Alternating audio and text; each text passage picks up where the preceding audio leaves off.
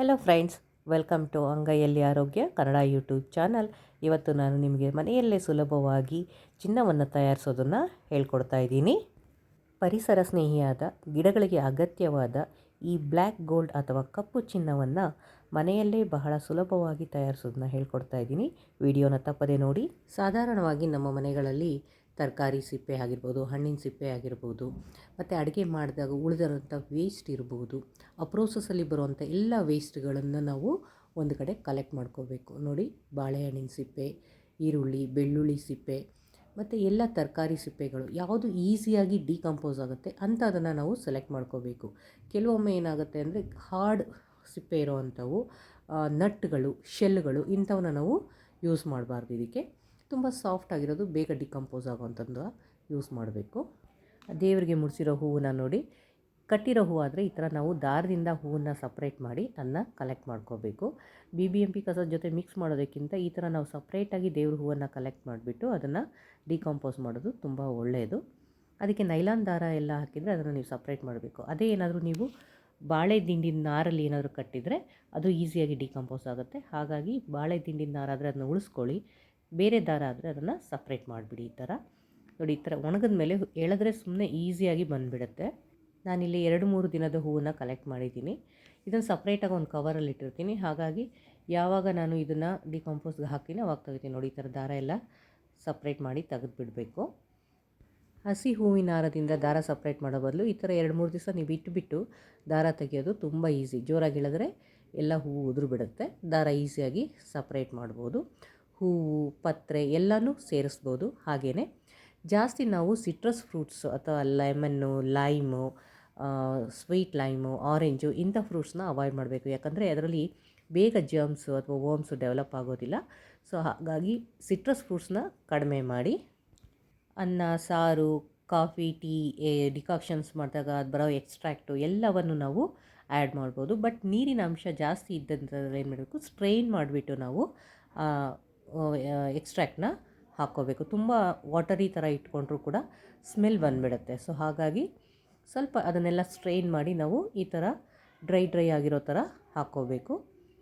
ಸಂಕ್ರಾಂತಿ ಸಮಯದಲ್ಲಿ ಮಾಡಬೇಕಾದ್ರೆ ನಾನು ಹೇಳಿದ್ದೆ, ಕಡಲೆಕಾಯಿ ಸಿಪ್ಪೆನ ನಾವು ಕಲೆಕ್ಟ್ ಮಾಡಿ ಇಟ್ಕೋತೀನಿ. ಅದನ್ನು ಮುಂದೆ ಒಂದು ದಿವಸ ಯೂಸ್ ಮಾಡೋದು ಹೇಗೆ ಅಂತ ತೋರಿಸ್ತೀನಿ ಅಂತ. ನೋಡಿ, ಆ ಕಡಲೆಕಾಯಿ ಸಿಪ್ಪೆ ಅಥವಾ ಹೊಟ್ಟೆ ಏನಿದೆ ಅದನ್ನು ಇದಕ್ಕೆ ಹಾಕ್ತಾಯಿದ್ದೀನಿ. ಕಡಲೆಕಾಯಿ ಸಿಪ್ಪೆಯಲ್ಲಿ ಹೆಚ್ಚಿನ ಪೌಷ್ಟಿಕಾಂಶ ಇರೋದ್ರಿಂದ ನಮಗೆ ಅದು ಕಾಂಪೋಸ್ಟ್ ಏನಿದೆ ಒಳ್ಳೆ ಕ್ವಾಲಿಟೇಟಿವ್ ಆಗಿ ಬರುತ್ತೆ. ಸೊ ಈ ಥರ ಏನೇ ಆಗಲಿ ಮನೆಯಲ್ಲಿ ಬರುವಂಥ ಪ್ರತಿಯೊಂದು ವೇಸ್ಟನ್ನು ನಾವು ಈ ಥರ ಕಲೆಕ್ಟ್ ಮಾಡಿಬಿಟ್ಟು ನಾವು ಮನೆಯಲ್ಲೇ ಬ್ಲ್ಯಾಕ್ ಗೋಲ್ಡನ್ನು ತಯಾರಿಸ್ಕೋಬೋದು. ನೋಡಿ, ಇಷ್ಟೊಂದು ನನಗೆ ಕಡಲೆ ಬೀಜದ ಸಿಪ್ಪೆ ಸಿಕ್ಕಿದೆ. ಸೊ ಇದನ್ನು ಹಾಕಿದ್ದೀನಿ. ಹಾಗೆ ಇದ್ರ ಮೇಲೆ ಒಂದು ಸ್ವಲ್ಪ ಬೆಲ್ಲದ ಪುಡಿನ ಹಾಕ್ತಾಯಿದ್ದೀನಿ. ಸ್ವಲ್ಪ ಬೆಲ್ಲ ಅಥವಾ ಸ್ವೀಟ್ ಇದ್ದಾಗ ಏನಾಗುತ್ತೆ ಅಂದರೆ ವರ್ಮ್ಸ್ ಚೆನ್ನಾಗಿ ಗ್ರೋ ಆಗುತ್ತೆ. ಅಂದರೆ ತುಂಬ ಬೇಡ, ಒಂದು 2 ಸ್ಪೂನಷ್ಟು ಹಾಕಿದ್ರೆ ಸಾಕು. ಒಂದು 10 kg ನೀವು 2 ಸ್ಪೂನಷ್ಟು ಬೆಲ್ಲ ಹಾಕಿದ್ರೆ ಸಾಕಾಗುತ್ತೆ. ಸೊ ಇಲ್ಲಿ ನಾನು ಬೆಲ್ಲನ ಪುಡಿ ಮಾಡಿ ಈ ಕಡಲೆ ಸಿಪ್ಪೆ ಜೊತೆ ಚೆನ್ನಾಗಿ ಮಿಕ್ಸ್ ಮಾಡ್ತಾಯಿದ್ದೀನಿ. ಅತಿ ಹೆಚ್ಚು ಬಾಳೆಹಣ್ಣು ಸಿಪ್ಪೆ ಯೂಸ್ ಮಾಡೋದ್ರಿಂದ ಫ್ಲವರಿಂಗ್ ಪ್ಲ್ಯಾಂಟ್ಸ್ಗೆ ಅದೊಂಥರ ಪ್ರೊವೋಕ್ ಮಾಡುತ್ತೆ, ಅಂದರೆ ಫ್ಲವರಿಂಗ್ ಇನಿಷಿಯೇಟ್ ಮಾಡುತ್ತೆ. ಸೊ ನೋಡಿ, ಈಗ ಹಳೇ ಕಾಂಪೋಸ್ಟಲ್ಲಿ ಸ್ವಲ್ಪ ಅಮೌಂಟನ್ನು ನಾನು ಉಳಿಸ್ಕೊಂಡಿದ್ದೀನಿ. ಕಂಪ್ಲೀಟಾಗಿ ಎಲ್ಲ ತೆಗೆಯೋದಿಲ್ಲ. ಸೊ ಒಂದ್ಸಲಿ ಅದನ್ನು ಕಂಟೈನರ್ನ ಖಾಲಿ ಮಾಡಿದಾಗ ಒಂದು ಸ್ವಲ್ಪ ಇಟ್ಕೊಂಡಿರ್ತೀನಿ. ಅದನ್ನು ಮತ್ತೆ ಈ ಹೊಸ ಕಾಂಪೋಸ್ಟ್ ಏನು ಮಾಡ್ತೀವಿ ಅದಕ್ಕೆ ಮಿಕ್ಸ್ ಮಾಡ್ತೀನಿ. ನೋಡಿ, ಎಷ್ಟು ಉದುರುದ್ರಾಗಿದೆ ಮತ್ತು ಯಾವುದೇ ರೀತಿ ಸ್ಮೆಲ್ ಇರೋಲ್ಲ. ನೀವೆಲ್ಲ ಇಂಡೋರ್ ಪ್ಲ್ಯಾಂಟ್ಗಳಿಗೂ ಸಹ ಹಾಕ್ಕೋಬೋದು. ಮತ್ತು ಈಸಿಯಾಗಿ ಮನೆಯಲ್ಲಿ ಇದನ್ನು ನಾವು ಮಾಡಿ ತಯಾರಿಸಿ ಟೆರೆಸ್ ಗಾರ್ಡನ್ನು ಆ ಥರ ಮನೆ ಮುಂದೆ ಮಾಡುವಂಥ ಪ್ಲ್ಯಾಂಟ್ ಲವರ್ಸ್ಗೆ ನಾವು ಇದನ್ನು ಸೇಲ್ ಕೂಡ ಮಾಡ್ಬೋದು. ನೋಡಿ, ಈ ಥರ ಎಲ್ಲ ಮಿಕ್ಸ್ ಮಾಡಿಬಿಟ್ಟು ನಿಮಗೆ ಟೆರೆಸ್ ಮೇಲೆ ಅಥವಾ ಬಾಲ್ಕನಿನಲ್ಲಿ ಅಥವಾ ಮನೆ ಸುತ್ತಮುತ್ತ ಎಲ್ಲಿ ಜಾಗ ಇರುತ್ತೆ ಅಲ್ಲಿ ನೀವು ಒಂದು ಸಿಂಪಲ್ ಸೆಟಪ್ನ ಮಾಡಿಕೊಂಡು ಈ ವೇಸ್ಟೇಜ್ನೆಲ್ಲ ಅದಕ್ಕೆ ಡಂಪ್ ಮಾಡ್ತಾ ಹೋದರೆ ಈಸಿಯಾಗಿ ನಾವು ಬ್ಲ್ಯಾಕ್ ಗೋಲ್ಡನ್ನು ತಯಾರಿಸ್ಕೋಬೋದು.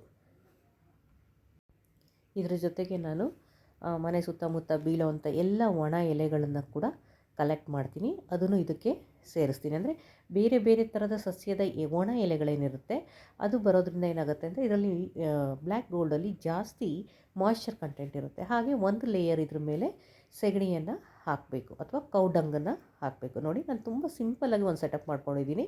ಒಂದು ಮಡಿಕೆ ಇಟ್ಕೊಂಡಿದ್ದೀನಿ, ಅದ್ರ ಕೆಳಗೆ ಒಂದು ವಾಟರ್ ಕ್ಯಾನ್ ಇದೆಯಲ್ಲ 25 ಲೀಟರ್ಸ್ದು ವಾಟರ್ ಕ್ಯಾನು, ಅದನ್ನು ಕಟ್ ಮಾಡಿ ಅದ್ರ ಮೇಲೆ ಈ ಮಡಿಕೆಯನ್ನು ಕೂರಿಸಿದ್ದೀನಿ. ಸೊ ಇದಕ್ಕೆ ನಾನು 2-3 ದಿವಸಕ್ಕೆ ಮನೆಯಲ್ಲಿ ಕಲೆಕ್ಟ್ ಮಾಡಿರೋಂಥ ಎಲ್ಲ ವೇಸ್ಟನ್ನು ಹಾಕಿ ಇದರ ಮೇಲೆ ಕ್ಲೋಸ್ ಮಾಡ್ತೀನಿ. ಅಂದರೆ ಲೈಟಾಗಿ ಅಲ್ಲಿ ಎರೇಷನ್ ಆಗಬೇಕು. ನೋಡಿ ಇಷ್ಟು ಫಿಲ್ ಆಗಿದೆ. ಇನ್ನು ನಾಳೆ ನಾಡಿದ್ರಲ್ಲಿ ನೋಡಿದಾಗ ಸ್ವಲ್ಪ ಕೆಳಗಡೆ ಹೋಗುತ್ತೆ, ಅವಾಗ ಮತ್ತೆ ಇದ್ರ ಮೇಲೆ ಹಾಕೋದು. ಈ ಥರ ಒಣ ಎಲೆ ಏನಿದೆ ಇವನ್ನೆಲ್ಲನೂ ನಾನು ಹಾಕ್ತೀನಿ. ಇದು ಹೊಂಗೆ ಮರದ ಎಲೆಗಳು. ಸೊ ಈ ಥರ ಎಲ್ಲ ರೀತಿಯ ಎಲೆಗಳನ್ನ ಹಾಕೋದ್ರಿಂದ ಎಲ್ಲ ಥರದ ನ್ಯೂಟ್ರಿಷನ್ನು ನಮ್ಮ ಮೆನ್ಯೂರ್ನಲ್ಲಿ ಸಿಗ್ತಾ ಹೋಗುತ್ತೆ. ಇವನ್ನೆಲ್ಲ ಗುಡಿಸಿ ಒಂದು ದಿವಸ ಅದಕ್ಕೆ ಹಾಕೋದು. ಸ್ಲೈಟಾಗಿ ಮಾಯ್ಶ್ಚರ್ ಇರಬೇಕು, ನಿಮಗೆ ಒದ್ದೆ ಫೀಲ್ ಆಗಬೇಕು, ಬಟ್ ಅದರಲ್ಲಿ ನೀರಿನ ಅಂಶ ಜಾಸ್ತಿ ಊಸ್ ಔಟ್ ಆಗಬಾರ್ದು. ಆ ಥರ ಅದನ್ನು ನಾವು ಮೇಂಟೈನ್ ಮಾಡಬೇಕು. ನೋಡಿ ಇವಾಗ ಫಿಲ್ ಆಗಿದೆ. ಬಟ್ ಆ್ಯಕ್ಚುಲಿ ನನಗೆ ಒಂದು 45 ಡೇಸ್ ಕರೆಕ್ಟಾಗಿ ಈ ದೊಡ್ಡದು ಮಡಿಕೆ ಏನಿದೆ ಇದು ನನಗೆ ಫಿಲ್ ಆಗುತ್ತೆ. 45 ಡೇಸ್ವರೆಗೂ ನಾನು ನಮ್ಮ ಮನೆ ಎಲ್ಲ ವೇಸ್ಟನ್ನು ಇದಕ್ಕೆ ಹಾಕ್ತಾ ಹೋಗ್ತೀನಿ.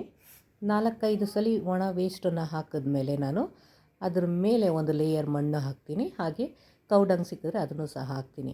ನೋಡಿ ಈ ಥರ ಪಾಟಲ್ಲಿ ಎಲ್ಲ ನಾವು ಬೆಳೆಯುವಂಥ ಗಿಡಕ್ಕೆ ಇದೇ ಮೆನ್ಯೂರ್ನ ನಾನು ಕೊಡೋದು. ತುಂಬ ಈಸಿಯಾಗಿ ನಿಮ್ಮ ಮನೆಯಲ್ಲಿರುವಂಥ ವೇಸ್ಟ್ ಕಂಟೈನರಲ್ಲಿ ಈ ಥರ ಸೆಟಪ್ನ ಮಾಡ್ಕೊಳ್ಳಿ. ಎಲ್ಲ ಬ್ಲ್ಯಾಕ್ ಆಗಿ ಟರ್ನ್ ಆದಮೇಲೆ ಅದು ಕಂಪ್ಲೀಟಾಗಿ ನಿಮಗೆ ಮೆನ್ಯೂರ್ ಆಗಿದೆ ಅಂತ ಅರ್ಥ. ನೋಡಿ ಪ್ರತಿ ದಿವಸ ಈ ಥರ ಎಲ್ಲನೂ ತಂದು ಅದರೊಳಗೆ ಹಾಕಬೇಕು. ಯಾವುದೇ ರೀತಿ ಪ್ಲಾಸ್ಟಿಕ್ಕು ಪೇಪರ್ನ ಹಾಕಬೇಡಿ ಅಷ್ಟೇ. ಸೊ ಇನ್ನು ಮಿಕ್ಕಿದೆಲ್ಲ ಹಾಕಿ ಅದನ್ನು ಬೇಕಾದ್ರೆ ಒಂದು ಕಡ್ಡಿ ತೊಗೊಂಡು ನೀವು ಸ್ಟಿರ್ ಮಾಡೋದ್ರೂ ಇಡ್ಬೋದು, ಇಲ್ಲ ಹಾಗೇನೂ ಇಡಬೇಕು. ನೋಡಿ ಅದು ಕರೆಕ್ಟಾಗಿ ಲಿಡ್ಡು ಕ್ಲೋಸ್ ಆಗಿರಲ್ಲ, ಎಲ್ಲೋ ಒಂದೊಂದು ಚೂರು ಕಡೆ ಗ್ಯಾಪ್ ಇರುತ್ತಲ್ಲ, ಸೊ ಅಲ್ಲಿಂದ ಎರೇಷನ್ ಆಗ್ತಾ ಇರುತ್ತೆ. ಸೊ ಹಾಗಾಗಿ ನಮಗೆ ಒಳ್ಳೆ ಕ್ವಾಲಿಟಿ ಮೆನ್ಯೂರ್ ಸಿಗುತ್ತೆ.